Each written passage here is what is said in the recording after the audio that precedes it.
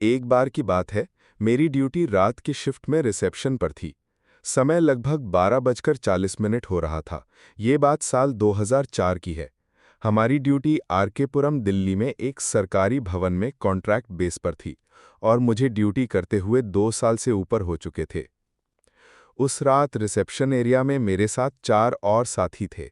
सबने रात का खाना खाकर ड्यूटी करनी शुरू की। हमारी ड्यूटी रात 10 बजे से सुबह 7 बजे तक रहती थी। उस भवन में 3 शिफ्ट चलती थीं। पहली सुबह 7 बजे से दोपहर 2 बजे तक, दूसरी शिफ्ट दोपहर 2 बजे से रात 10 बजे तक और तीसरी शिफ्ट रात 10 बजे से सुबह 7 बजे तक। 15-16 दिनों में ड्यूटी बदलती रहती थी। हमारे सुपरवाइजर का स्वभाव बहुत अच्छा था और सभी साथियों का व्यवहार भी अच्छा था। सभी मिलजुल कर अच्छे प्रकार से ड्यूटी करते थे। हुआ यूं कि सभी साथी खाना खाने के बाद आराम करने के लिए कहने लगे कि अभी 10 मिनट आराम कर लेते हैं, उसके बाद आउटर राउंड लगाते हैं।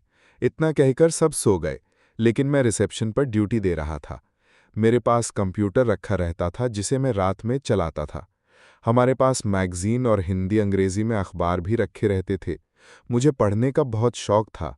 अखबार पढ़ना, मैगजीन पढ़ना मुझे बहुत अच्छा लगता था। साथ में कंप्यूटर पर कभी रेज्यूमे बनाना, कभी गेम खेलना, कभी सीडी राइट करना या फ्लॉपी में कुछ डाउनलोड करना इत्यादि। जब मैंने उस भवन में ड्यूटी शुरू की थी, तो उस दौरान कुछ बातें सुनने को मिली कि जब ये बिल्डिंग बननी शुरू हुई, तब एक लड़की जिसने जीन्स शर्ट पहनी हुई थी, उसने वहां कूदकर जान दे दी, यानी कि आत्महत्या कर ली। बिल्डिंग की गहराई लगभग 50 फीट से ज्यादा थी। गिरने के बाद उस लड़की की मौत हो गई। बताया जाता है कि जब बिल्डिंग बनकर तैयार हुई, तब वो मरी हुई लड़की वहां रहने वालों और ड्यूटी करने वालों को परेशान करने लगी। सभी लोग उस लड़की को जीन्स वाली लड़की कहकर बताते थे। उस बिल्डिंग में जो प्लम्बर और इलेक्ट्रीशियन का स्टाफ था, उन सबको ये बात पता थी कि पहली बार ड्यूटी करने आए गार्ड की टीम, जो रात में ड्यूटी कर रही थी, रात के 11:30 बजे के करीब, ये सब पहले की बातें हैं, हमारे समय की नहीं। हाँ, तो रात में ड्यूटी करते हुए एक गार्ड ने कुछ शराब पी रखी थी, तो वो कुछ ज्यादा बातें कर रहा था। रिसेप्शन पर सभी स्टाफ एक साथ बैठे थे, बिजली वाले, पानी वाले, गार्ड इत्यादि। बेसमेंट में किसी की जाने की हिम्मत नहीं होती थी और न ही कोई अकेले ऊपर के फ्लोर पर चेक करने जा सकता था।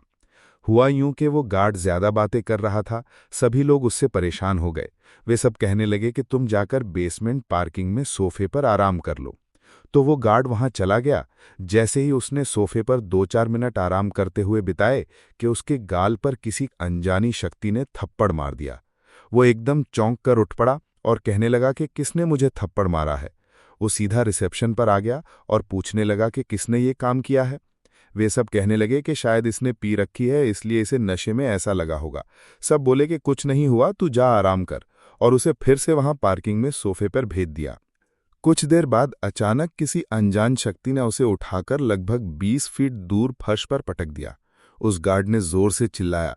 सभी ने दौड़कर वहां देखा जहां गार्ड पड़ा हुआ था। उसे गंभीर चोटें आई हुई थी, उसकी पैर की हड्डी भी टूट गई थी। जल्दी से एडमिनिस्ट्रेशन स्टाफ को फोन किया गया। बहुत से ऑफिसर वहां उस भवन में आए। पुलिस को बुलाया गया, एम्बुलेंस को भी बुलाया गया। उस घायल गार्ड को हॉस्पिटल में एडमिट कराया गया।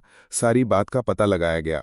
सभी ऑफिसर बड़े हैरान थे, पर परेशान भी कि ऐसा कैसे हो सकता है। सारे मामले की छानबीन की गई और वहां पर एक बड़ी सी पूजा का आयोजन किया गया, हवन आदि किए गए। तब जाकर वहां कुछ शांति महसूस की गई। ये सब बातें हमसे आने के कई सालों पहले की बताई जाती हैं।